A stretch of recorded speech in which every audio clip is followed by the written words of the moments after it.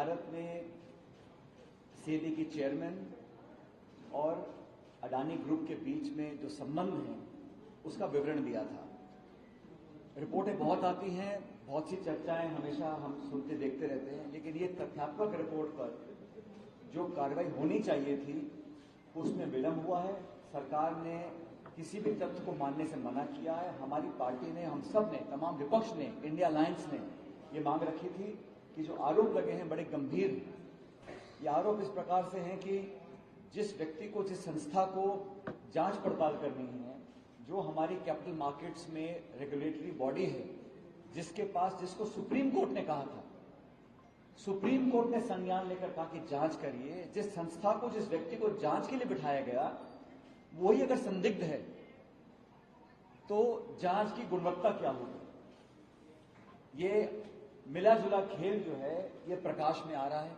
देश और दुनिया में इस पर चर्चा हो रही है और सेबी के जो चेयरमैन हैं, उनके जो पति हैं, वो दोनों व्यवसाय उनके साथ करते हैं जिनकी जांच करने के लिए सर्वोच्च न्यायालय ने उनको निर्देशित किया था। जब बात सामने आई तो सभी पक्षों ने कहा कि हमारा कोई लेना देना नहीं है। हम लोगों ने कहा अगर सुप्रीम कोर्ट के ऑर्डर के बाद SEBI, securities and exchange board of India, जो पूरे कैपिटल मार्केट्स को रेगुलेट करती है, उनकी चेयरमैन अगर संदिग्ध पाई जा रही रिपोर्ट के माध्यम से, तो हमने कहा कि एक ज्वाइंट पार्लियामेंट्री कमेटी बननी चाहिए। जेपीसी की मांग राहुल जी ने करी है, खड़गे साहब ने करी है, इंडिया अलायंस ने करी है, और हम लोग चाहते हैं कि जेपीसी के माध्यम से तथ्य तक पहुंचा जाए, क्योंकि बड़े गंभीर और दूरगामी परिणाम आएंगे इस जांच के माध्यम से। और हम तभी कहते हैं, आज भारतीय जनता पार्टी और एनडीए की सरकार है, भाजपा बहुमत में है, जेपीसी का गठन होगा तो सबसे ज्यादा सदस्य भाजपा के होंगे, चेयरमैन भाजपा का होगा जेपीसी का।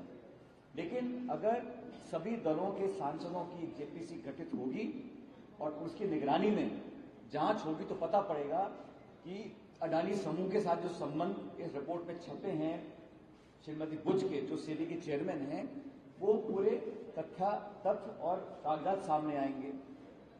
और हमने कहा कि नैतिकता के आधार पर जब तक तथ्यात्मक रिपोर्ट सामने नहीं आती जेपीसी की, तब तक सेबी के चेयरमैन को अपना इस्तीफा देना चाहिए। आप साथियों कल्पना कीजिए, हजारों करोड़ रुपए का घोटाला हो रहा है और ये कोई एआईसीसी या पीसीसी या कांग्रेस पार्टी ने नहीं कहा, सुप्रीम कोर्ट ने कहा कि तथ्यों के आधार पर इसकी जांच होनी चाहिए। जांच कौन करेगा? सुप्रीम कोर्ट है। जांच करने की कार्य क्षेत्र सेबी का है। सेबी की चेयरमैन पर जब गंभीर आरोप लग रहे हैं और ये आरोप ऐसे हैं कि इसको कोई झुठला नहीं सकता, तो केंद्र सरकार ने चुप्पी साध ली है, कोई जवाब देने से कतरा रहे हैं। और हम चाहते हैं कि संसदीय प्रणाली में और देश में अनेकों बार जेपीसी बनी है। मुझे याद है एक बार कोई कोको कोला का एक मामला आया था, कोल्ड ड्रिंक है, उसके ऊपर जेपीसी बनी थी।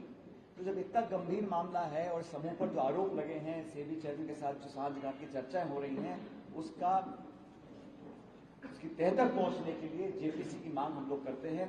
और मैं समझता हूं देश भर में हम चाह रहे हैं कि जो ये मिला जुला खेल चल रहा है, 10 साल से सरकार बहुत करती है पारदर्शिता की, ईमानदारी की, और आज भी वो अपने 10 साल के कार्यकाल की चर्चा ना करते हुए कांग्रेस और यूपीए, यहां तक कि नेहरू जी को बदनाम करने का काम करते हैं। और हम कह रहे हैं कि देश की जो संपदा है, जो हवाई अड्डे हैं, बंदरगाह हैं, रेलवे लाइन है, खान है, खदाने हैं, उन सबको, सरकार की संपत्ति को आप गिने चुने लोगों को दे रहे हो, वो भी सरकारी बैंक से फाइनेंस करवाकर। इसका हम लोग विरोध करते हैं। हम चाहते हैं निवेश हो, उद्योग लगे, रोजगार बढ़े, लेकिन अपने चहितों को मनमाने दाम पर देश की संपत्ति आप कौड़ियों का दाम दे रहे हो, उसका हम लोग विरोध करते हैं। जो मोनोपोलीज बनी जा रही हैं उसका हम विरोध करते हैं। प्रतिस्पर्धा हो, पारदर्शिता हो और न्यायपूर्वक कार्रवाई हो, उसका सब लोग स्वागत करेंगे। इसलिए बहुत जरूरी है देश की जनता को ये बताना और समझाना कि जेपीसी की मांग हम लोग करते हैं और केंद्र सरकार की नैतिक जिम्मेदारी बनती है कि वो इस जांच का गठन कर सच्चाई देश के सामने लेकर आए।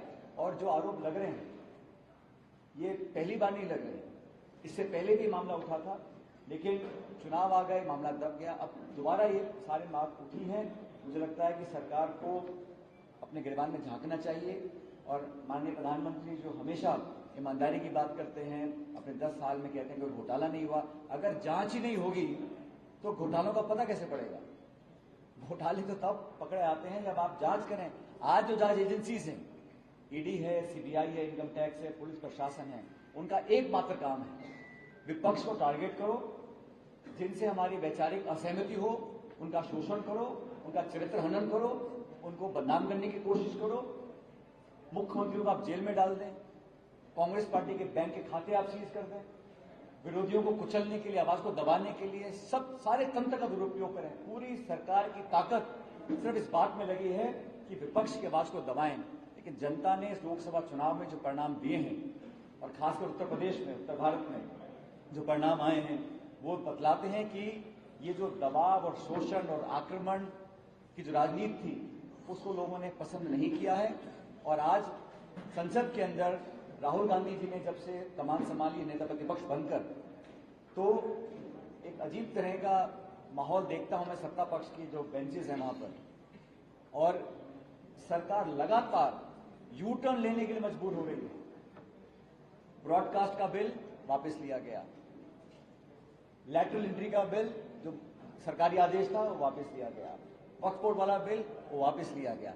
तो सरकार का जो घमंड और अहंकार था उसको राहुल जी ने फ्रंट फुट पर आकर आईना दिखाया है, देश की जनता की आवाज को उठाया है और सच्चाई की बात कर रहे हैं। इसलिए बार बार ये वो सरकार है जो 3 काले कानून बनाती किसानों के खिलाफ, फिर 1.5-2 साल तक किसान धरना देते हैं, सैकड़ों लोगों की जान जाती है, उसके बाद मजबूरन विड्रॉ करते हैं। तो ये सिर्फ मनमानी करने का जो तरीका था उस पर लोगों ने पाबंदी लगाई है। और मैं धन्यवाद करना चाहता हूं उत्तर प्रदेश और देश की जनता का कि जो परिणाम आए हैं ये हमारे लोकतंत्र के लिए बहुत उत्साह वाली परिणाम है। और लोगों ने बता दिया कि जिस प्रकार की राजनीति 10 साल चली देश के अंदर, जो एक तरफा कार्रवाई होती थी, उस पर अंकुश लगाना पड़ेगा। इसलिए हम पुरजोर मांग करते हैं कि जेपीसी का गठन हो और सेबी की जो चेयरमैन साहिबान हैं, जो 17 में मेंबर बनी थी और 2022 में अध्यक्ष बन गई थी, उनको इस्तीफा देना चाहिए। क्योंकि आप उस पद पर बैठकर न्याय नहीं कर सकते।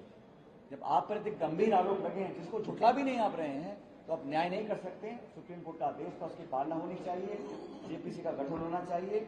और हम लोग संसद के अंदर और संसद के बाहर लगातार सरकार पर दबाव बनाएंगे। हमारी मांग बहुत वाजिब है और जायज है। और करोड़ों में से छोटे निवेशक हैं देश में जिनको नुकसान उठाना पड़ता है, जिनकी निगरानी के लिए, जिनकी देखरेख के लिए सेबी का गठन किया था, आज अगर वही संदिग्ध हैं, उन्हीं पर आरोप लग रहे हैं, उन्हीं पर मलियामेट करने का अगर मामला आ रहा है, तो न्याय नहीं हो सकता। इसलिए जांच होनी चाहिए और एकमात्र जो निष्पक्ष जांच हो सकती है वो जेपीसी करे, ऐसा आग्रह हम लोग करते हैं। और मुझे लगता है कि सरकार को, जैसे बाकी चीजों पे इन्होंने यूटर्न लिया है, अपनी जिद छोड़कर जेपीसी का गठन केंद्र सरकार को करना पड़ेगा। इसके अलावा आप जानते हैं कि आज देश में अलग अलग संगठनों ने भारत बंद का ऐलान किया है। और ये भारत बंद एक राजनीतिक कार्यक्रम नहीं है। गैर राजनीतिक जो अलग अलग संगठन पूरे देश भर में हैं, उन्होंने देखा कि पिछले 10 साल से हमेशा ये सुबुगाहट केंद्र सरकार के माध्यम से सुनने को मिलती थी कि कहीं ना कहीं दलित, आदिवासी, पिछड़े, गरीब, शोषित, किसान, इन सब लोगों के जो हित हैं उनको केंद्र सरकार सुरक्षित नहीं रख सकती है।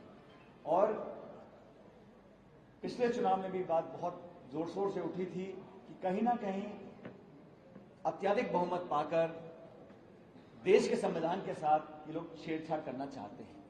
ये मैं नहीं कह रहा हूं, ये देश के लोगों ने कहा और ये बहुत व्यापक चर्चा पूरे देश में हुई थी। आरक्षण से छेड़छाड़, आईएएस में लैटरल एंट्री, संविधान पर पुनर्विचार करना, और सत्ता पक्ष के बैठे हुए जिम्मेदार लोगों ने कई बार कहा कि दोबारा से पुनर्गठन होना चाहिए, संविधान में संशोधन होना चाहिए, और लोगों को एक असहजता महसूस हुई।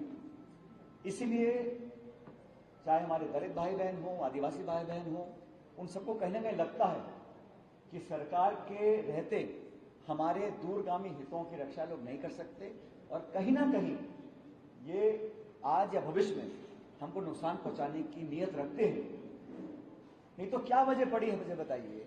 जब मनमोहन सिंह के प्रधानमंत्री थे, 10 साल हमारी सरकार थी, कभी इस प्रकार का इतना बड़ा व्यापक बंद किया किसी भी संगठन ने, किसी भी समाज ने आज तक। मैं माननीय सुप्रीम कोर्ट के आदेशों पर टिप्पणी नहीं करूंगा, लेकिन यह बड़ा गंभीर मुद्दा है। और कांग्रेस पार्टी हमेशा से, राहुल जी कहते हैं, खड़गे साहब कहते हैं कि इस देश में जो लोग छूट गए हैं, जो विकसित नहीं हो पाए हैं, जो चंद भाजपा के आसपास उद्योगपति हैं, उनका तो विकास बहुत हो रहा है, लेकिन मध्यम वर्ग हो, महिला हो, किसान हो, नौजवान हो, छात्र हो, दलित हो, ओबीसी हो, आदिवासी हो, अल्पसंख्यक कोई व्यक्ति हो, आज अपने आप को मुख्य